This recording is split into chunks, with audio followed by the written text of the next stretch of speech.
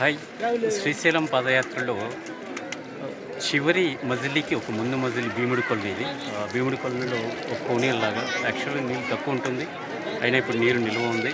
So మేము 84-85లో సుండిపెంటలో 10th చదివాము. ఆ సమయంలో ఇక్కడికి విహారయాత్రకు వచ్చాము. 84-85 తర్వాత నేను ఇప్పుడే చూడడం ఇందులో నీళ్ళు నిజంగా ఒక బాల్య స్మృతుల్లోకి వెళ్ళినట్టుంది. నేను నంద్యాల వెంకటాపురం నుంచి పాదయాత్ర చేస్తూ ప్రస్తుతం భీముడి కొలనులో ఉన్నాను. చూడండి, ఒక అద్భుతమైన దృశ్యం. ఈ పాదయాత్ర కొంత క్లిష్టమైనది, కొంత ఆహ్లాదకరమైనది.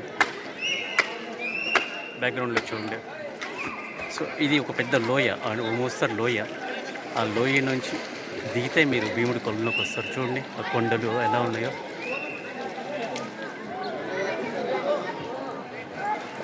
సో ఇదంతా భీముడి కొలను లోయ మీరు చూస్తున్నారంట.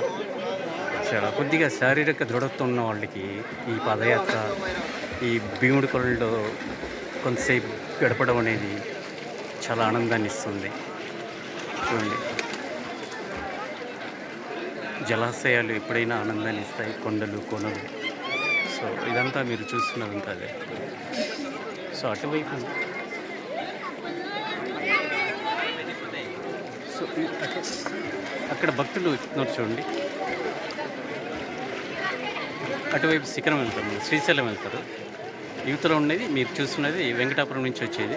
సో అద్భుతమైన పాదయాత్రకి ఓ ఆహ్లాదకరమైన ముగింపు వాస్తవానికి భీముడి కొలనే అనుకోవచ్చు. ఆ శైవేశ్వరుడి దర్శనం కంటేను ఓ అద్భుతమైన జల దర్శనమే. జలం ప్రాణం కదండి. మీ శ్రీను.